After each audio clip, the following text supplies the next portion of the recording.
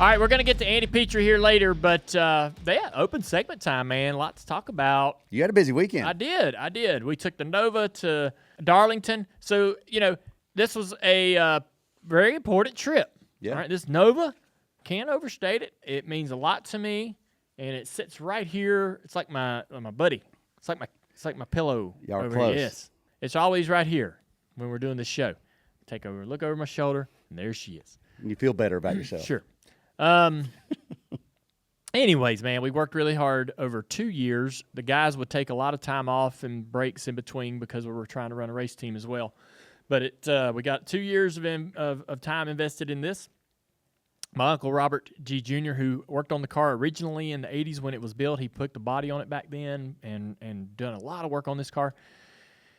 He spearheaded the whole operation of the restoration. He wanted to go to Darlington. I also asked my Uncle Danny to go, being Dad's brother. I thought it'd be important to him. And LW went with us as well. LW was my lead mechanic, making sure this thing started up and we had no problems to be able to pace the field. So, you need somebody to blame if it doesn't start. Well, he took the lead when we're out here warming it up, firing it up, getting the battery ready and everything, getting the thing going. He just seemed to, when I took it over to Charlotte and drove it a couple weeks ago, he just was extremely supportive and helpful. That's good. And so I'm like, you got to go. We drove in the Suburban down there. Some amazing stories from Robert G. Jr. and Uncle Danny talking about racing with Dad, a little bit about this car, but more about dirt racing with Dad in the 70s and just things, right? Mm-hmm. So had a lot of fun. That's exactly what I was hoping would happen, was we'd drive down there and it'd feel like it was a 10-minute drive because of all the great stories that we talked about, all the things that I learned. Had a GoPro in the car, thanks to you guys at Dirty Mo Media. So we captured it all. You captured 1 hour and 45 minutes worth before the batteries died on the GoPros. They were supposed to last 5 hours. Uh-oh. That's what Micah told me. So Micah sent me a video clip. Oh, no. Of him putting the GoPros in the Suburban. Okay. And he's telling me how to turn them on. And he's like, these will last 5 hours. Just let them run. They'll die on their own. Good 5-hour battery. They all died exactly at the same moment, like one after the other. Like they were like, all of them powered down right there in front of us as we were just about 15 minutes away from the racetrack. Oh, man. So we had a couple good stories that we didn't get. No. Yeah. Really? And then the whole ride home. Oh, because, your reaction to the day was probably you guys kind of decompressing and digesting the day, and we didn't get any of that. No. The batteries But there was dead. some pretty good stories on the way up there I think you guys will appreciate. So we get there. The car is sitting in the garage, the Xfinity garage on the backstretch. Now, when this car raced at that track, that was the Cup garage. Mm-hmm. All right, this car would have been over on the front straightaway where the current Cup garage is, right? So the track's been flipped since this car raced there. But anyhow, the car's sitting in the Xfinity garage, and when we walk in, first off, Darlington Speedway's protocols and access to the infield and all the things that you go through to get there, seamless. We drove in just like everybody else, went through the check-in, and come in there and park, and everything was easy. Good job by them. Walked into the garage area, and the visual immediately when I saw the car parked in the garage, and everybody's around it. Oh, as you walked up. I'm standing hundreds of yards away. And you could see them. And I'm like, oh, man, they're all standing around just talking to each other and looking, pointing. And like the car had been sitting there all morning. And the whole garage got to check it out, right? Walk up, look at it, stand with their buddy and chit-chat about some stories and relive some memories of their own memories, right? Maybe nothing even related to that car. But Throwback Weekend, that's what Throwback Weekend's about, right? Mm-hmm. Sort of firing off those hidden, lost memories in your mind and all these great stories and telling them and sharing them. And so certainly a lot were had and enjoyed around that car being in the garage. Before I walked up, I took a few pictures just of that moment of all these racers, right, standing around that car. So other race teams, crew members, drivers, all that stuff? Mix of everybody. Wow, that's cool. It was neat. It was really, really cool. Yeah. So right out of the gate, I'm like, yes, this is this car is accomplishing what I would hope, right, with bringing it here. I want people to see it, enjoy it. I let a couple, of course, I walk up and Noah's sitting in it. Are you kidding? Oh, yeah. He's sitting in it. Yeah. So I was like, yeah, par for the course there. Get out. Yeah. Did you tell him to get out? No, I didn't. But get out of my car. A couple other guys walked up, David Starr, Timmy Hill, Harrison Burton, and I'm like, y'all jump in, man. See what it feels like. Because it is completely nothing like the way the cars feel and sit today. And they all jump in, and they're just like, this is insane. You know, they're looking around. They can't believe the interior and what it looks like and how it compares to what they race. So I was happy to, let people climb in and out of it. It's fine. But they were like, hey, pull it over to the front straightaway whenever you're ready. So I drive it over and park it on the pit road on the front stretch. And they were like, you're going to follow this, when you're going to go out and do a couple laps after the anthem. So we waited on the anthem to end. Then we climbed in, went out there and rode a couple laps. We're looking up in the grandstand, seeing fans holding their beers up or waving or whatever. Really, that's what that moment's for, man. The car is the star, and it's there. That's what the day's about. So, and looking at pictures of the car going around the track afterwards. It really reminds me of what it looked like when it raced there. It looks legit, man. Schultz, you were in the grandstands, right? I was. And what was the reaction? It was going crazy. Were they all like they were freaking out? Yeah. Everyone hands up in the air, just like as if you were racing. It was That's so awesome. That's neat. It was really cool.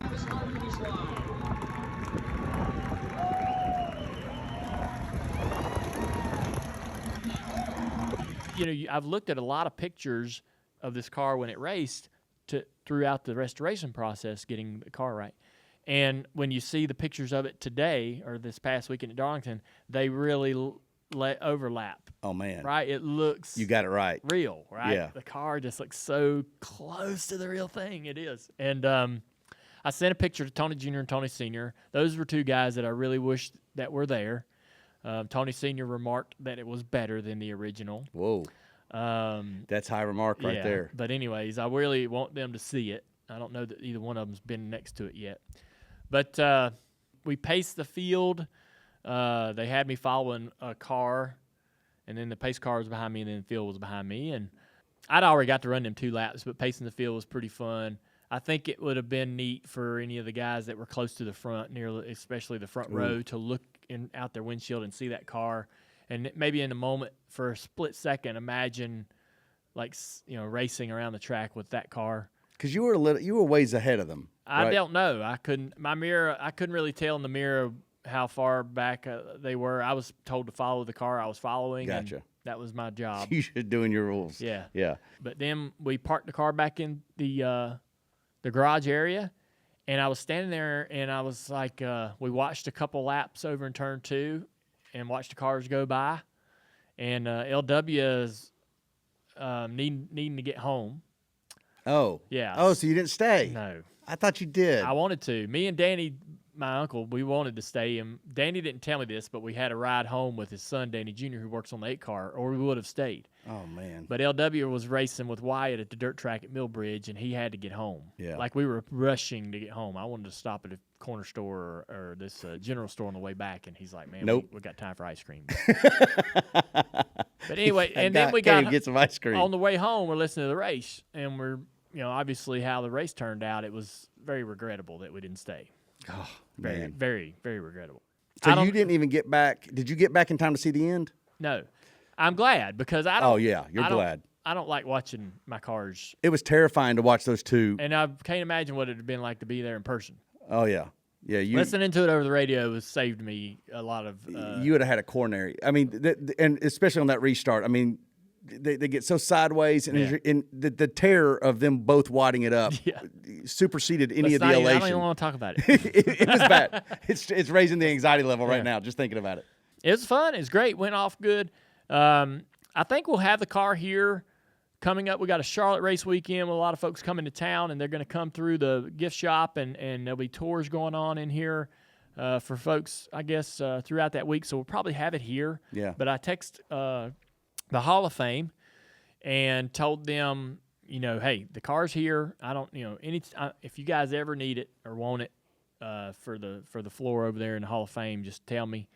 So I do want people to be able to see it and let it go out there and people to see it. But, obviously I'm not, just can't go anywhere. But I want to make sure it's taken care of and in good shape and doesn't get banged up. Oh, the Hall of Fame will take you up on that. Hey, before we move on, can we just address something about this? I'm curious if you were aware of the situation that was happening with the TV broadcast. So Kelly Earnhardt, your sister, jumped on Twitter and she brought it up first. And I know that she called me that she was upset that the race broadcast from Fox, who I consider colleagues of ours. I don't consider them competitors. So we can rest that, put that aside. But she was upset that she turned on the broadcast of the race and she did not see the Nova. Yeah. I didn't know what was going on with the broadcast, obviously, at the moment. And when I heard about it, I was getting some text messages about people, my friends. Are like, my wife was like, have you done the deal, or are they going to show it? I didn't see it. Friends texting me. And it didn't really bother me.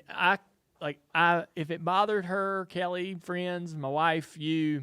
Yeah, I jumped in. Good. Yeah. Let it bother. I'm not minimizing your feelings about that, but it didn't bother me. Gotcha. I wasn't. I never went into that day or going, man, I'm doing this for TV. Doing this for TV, yeah. Or now I'm disappointed that the people at home did not get to see it. I am disappointed that they didn't get to experience, I guess, the television version of whatever, Schultz and everybody in the grandstands got to see. I checked all the boxes for you. For me. Yeah. Right. Everything that I wanted to do about that day, I did. And yeah, I saw that conversation. I chose not to jump in the middle. Oh, I'm glad you didn't. I jumped in because Xfinity put out on their Twitter handle, they put this thing, don't miss this. And I'm like, man, it's like a carrot in front of a baby. I got to take a bite. And so I jumped in and, with my sarcasm, but also I was pretty adamant about it too. Not just because Kelly was upset, but a lot of people, I go in there with a tweet, it gets attention. There was even a couple articles written about how Dale Jr.'s, business partner is, chiming in. And I want to clarify one thing. A few people would say to me, well, why would you expect Fox to do it? Dale Jr.'s an NBC broadcaster. And I want to say my reason for that had nothing to do with the fact that you were in the car. It had everything to do with the original owner. It's a Dale Earnhardt car out there. I don't care who's driving it. Yeah. I felt Dale Earnhardt needed to get the attention or deserve the attention on the actual race broadcast. Now, Fox absolutely, as I learned later, it did a piece on it during their pre-race coverage, and I appreciate that. Barry Landis, who's a great friend of ours, texted me, and he's like, hey, just so you know, this is what happened. And I said, I appreciate that. It doesn't really change my opinion on this. I feel Dale Earnhardt's car, which was in the Xfinity Series, which won at Darlington, earns the right to be in the actual race broadcast and not the pre-race show. I didn't see the pre-race show. Kelly clearly didn't see the pre-race show. Amy didn't see the pre-race show. You just turn on the TV knowing that you're out there pacing it, but also knowing that this is a Dale Earnhardt car. That was my only point. And so it had nothing to do with who was driving it or who the driver actually works for, in his broadcast career. It had everything to do with just Dale Earnhardt deserved to get glance. And our expectations weren't even that high. I didn't expect them to, stop all of their race coverage to talk about this car. I just wanted to see it in a shot. Yeah. That's it. So I took you're right about the car being the star. I took one of Dad's uniforms that he raced in that car. He won Daytona with this car, and I had the suit from that race. And Amy was like, you should wear it. My uncle was like, you should wear it. I tried it on, and it fit, and I took it. It was in the Suburban, but I didn't wear it because I didn't want to draw any attention away from the car, right? And I tried to be as anonymous as I possibly could because the car's the thing, right? And it's all about throwback weekend. Yep. It's the Xfinity Series race. This car ran in this race. This car won here. So it was about the car. We'd put so much work into the car. It was time to show it off. So life is best lived in motion. And that's why Tire Pros gets you ready for all your driving adventures. Whether it's along corners and curves, across city and state lines. Because we're more than just tires. We're auto care too. Tire Pros, so you can focus on the road ahead.